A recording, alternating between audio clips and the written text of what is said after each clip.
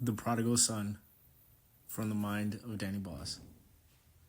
At 18 years old, a young man leaves his home and travels overseas to build a revolutionary news platform called nUse. It's spelled N, capital U, lowercase s, lowercase e. It's an app that allows anyone to broadcast real-time news as it happens. The platform grows rapidly because it gives the public the power to show the world unfiltered truth. Plane crashes, protests, floods, crime scenes, political eruptions, miracles, rescues, and everyday heroism. But success comes at a cost. The son who left, well, they become wealthy, influential, and known worldwide. Yet he becomes spiritually empty and disconnected from home. The very thing he built to connect everyone together leaves him unsatisfied and feeling more and more alone. Years later, after scandals, betrayal, and the weight of truth itself, he returns home, wondering whether his father will still accept him. Chapter 1. Leaving at 18. The day I left home, there was no lightning, no thunder, no dramatic sign from heaven telling me I was making the right decision. It was just another quiet Sunday morning. My mother had made breakfast like she always did. Eggs, toast, coffee sat on the table. My father was already dressed for church, slowly turning the thin pages of his Bible. Outside, the street looked exactly the same as it had every other morning of my life. Normal, peaceful. But inside me, something had already changed. For months now, I'd been thinking about leaving. Not because I was angry, not because I didn't love my family. I did. Home had always been a place of warmth, discipline, and faith. But there was restlessness growing in that couldn't ignore. The world felt larger than life I had known so far. And somewhere in that world was an idea I couldn't stop thinking about. It started as a simple question. What does the news always arrive late? Whenever something major happened, a disaster, a rescue, a protest, an accident, it seemed like hours passed before anyone actually saw what happened. By the time it reached television screens, the moment had already passed. It was edited, narrated, packaged into a story for you to believe the narrative of whoever was doing the packaging. But real life didn't happen that way. Real life happened in seconds. It happened as you saw it. A building catching fire, a crowd running towards something unknown, a plane losing control into the sky and falling heavens bound, crashing. Moments that changed lives before anyone had time to explain them. I began wondering about what that world would look like if people could see events exactly as they happen. Not after, not summarized, just real, raw, authentic. The idea stayed with me. Well, at school, on walks. It marinated. Late at night when I slept, it would just wake me up in the middle of the night. At 3 a.m. And there I lied. Eventually I gave the idea a name. nUse.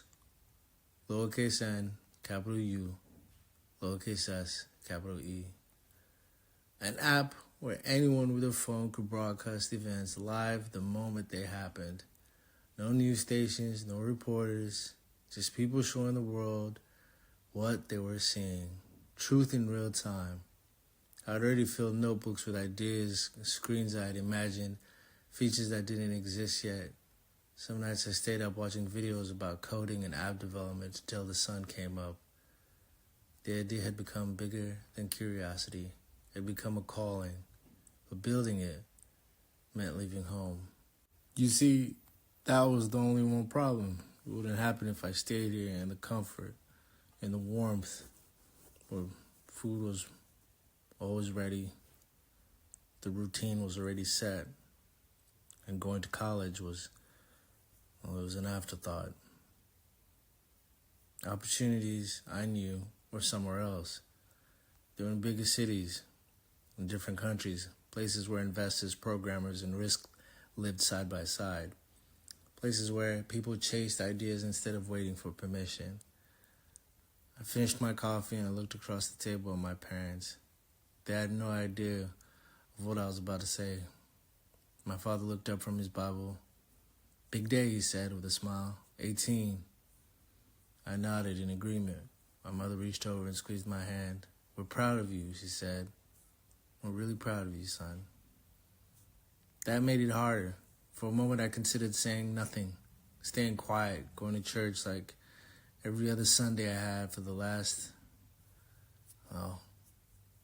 17 years of my life, and letting life continue the way it always had.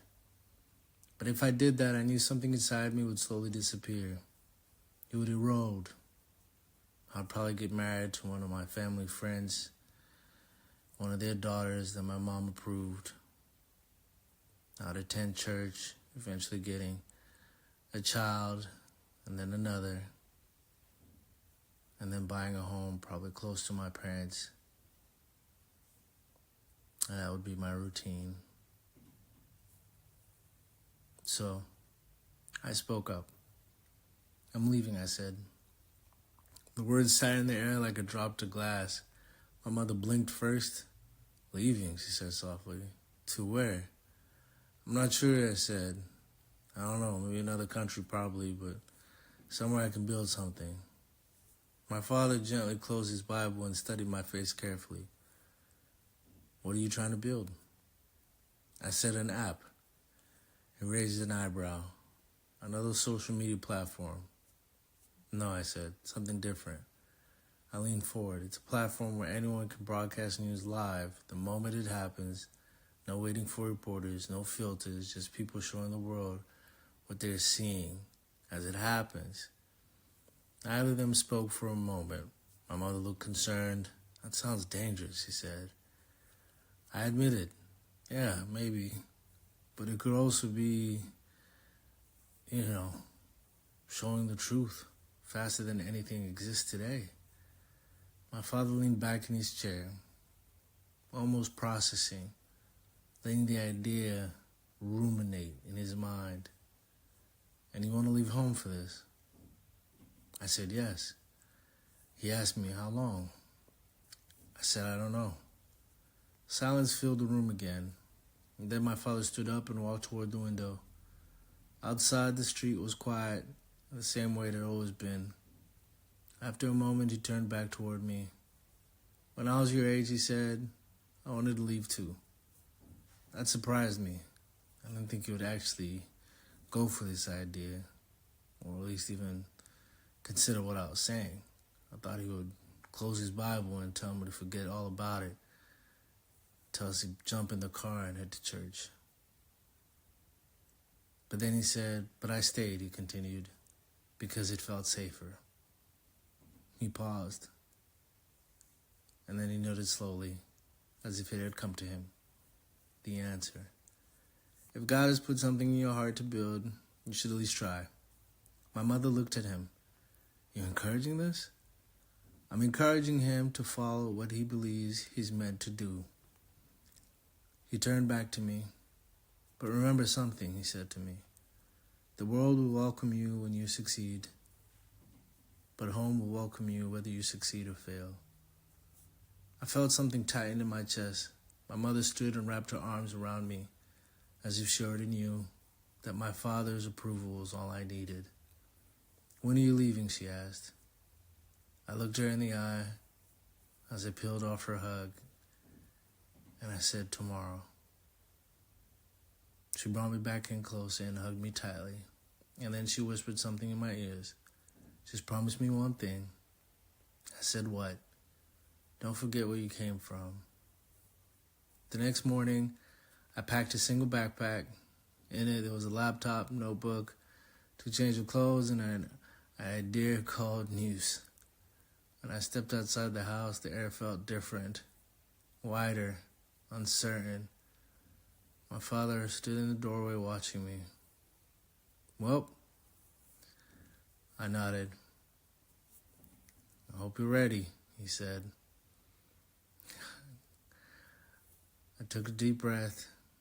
I said, not really.